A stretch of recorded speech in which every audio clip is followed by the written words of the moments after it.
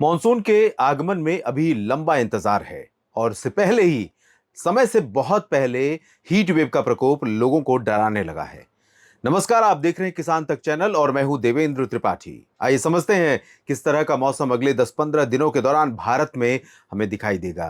भारत में 2025 के pre monsoon season का पहला महीना बीत रहा है और दूसरा महीना अप्रैल शुरू हो रहा है। अप्रैल में भारत के कई राज्यों पर गतिविधियां काफी बढ़ जाती हैं। भारत के पूर्वी क्षेत्र पर, जो कि बिहार, झारखंड, पश्चिम बंगाल का रीजन है, ओडिशा, छत्तीसगढ़ के भी कुछ पार्ट्स उसमें हैं, जहां पर काल बैसाखी का प्रकोप अप्रैल मई के महीनों में दिखाई पड़ता है। काल बैसाखी नाम से ही आपको पता चल रहा है कि बैसाख के महीने में आता है ये प्रकोप। और काल का मतलब बिल्कुल ऐसा लगता है कि जैसे पहाड़ टूट पड़ेगा, इस तरह का मौसम बनता है।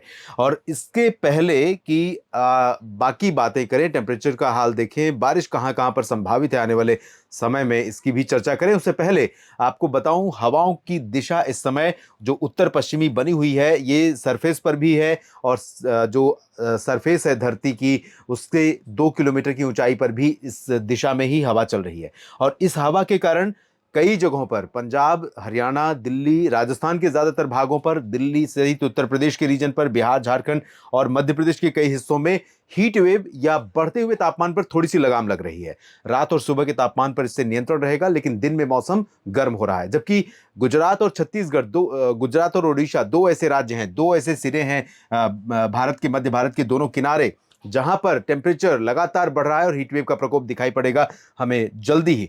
और इसके अलावा एक इंपॉर्टेंट फैक्टर और आपके साथ शेयर करना चाहूंगा कि बंगाल की खाड़ी, जैसे मैंने कहा कि अप्रैल में मौसमी हलचल बढ़ने की संभावनाएं बढ़ जाती हैं। और मौसमी हलचल का मतलब यह है कि लो प्रेशर सिस्टम बनना, डिप्रेशन बनना या साइक्लोनिक स्टॉर्म बनना, ये सब कुछ अब संभावित होने लगेगा।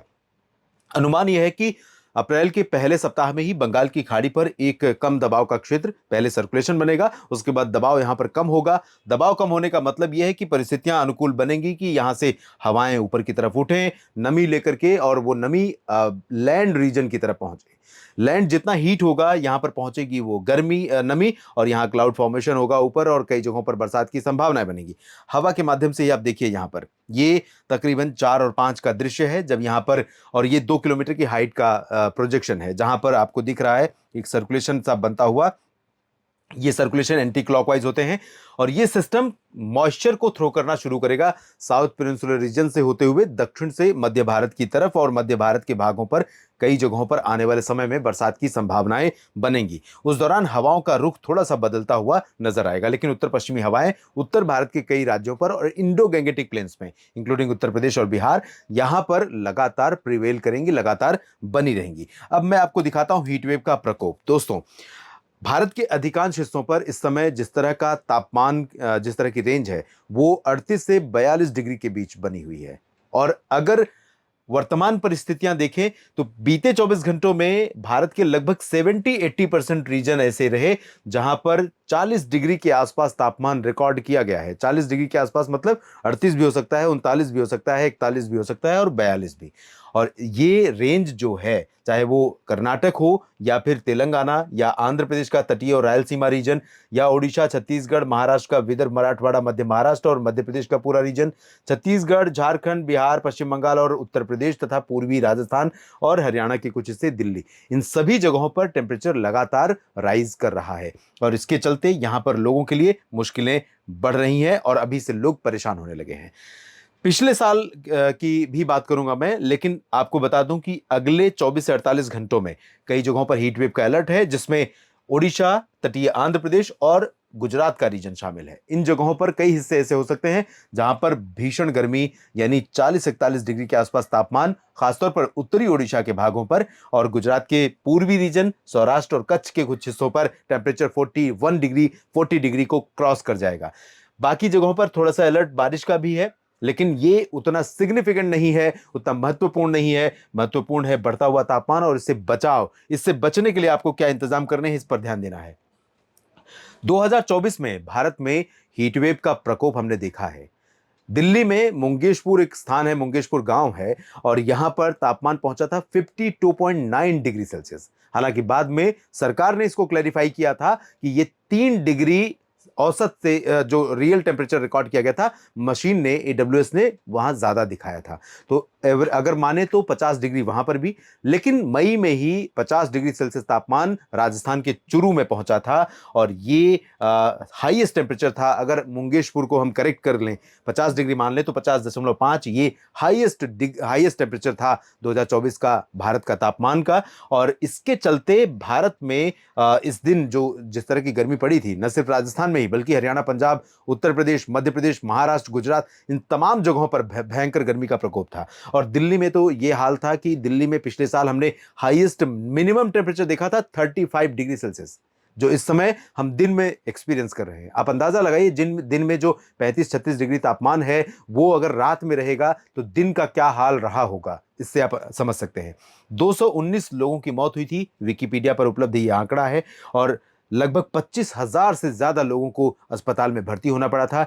हीट स्ट्रोक की घटनाएं तकरीबन 5,000 के आसपास हुई थी। यानी बाहर अगर काम कर रहे हैं, खेती किसानी करने वाले लोग बाहर ही काम करते हैं ज्यादातर, तो ये समय है कि आप अपना ध्यान बिल्कुल भी रखिए। फसलों की चिंता, अनाज की चिंता, वो बेहद जरूरी है, लेकिन आपकी जान से कीमती नहीं है, आपकी जान से बढ़कर नहीं है। तो ये जो टेम्परेचर दर्ज हुआ था चुरू में, वो 50.5 डिग्री सेल्सियस था और 52.9 था, जो कि एडब्ल्यूएस ने रिकॉर्ड किया था। सरकार ने इसको करेक्ट किया बाद में।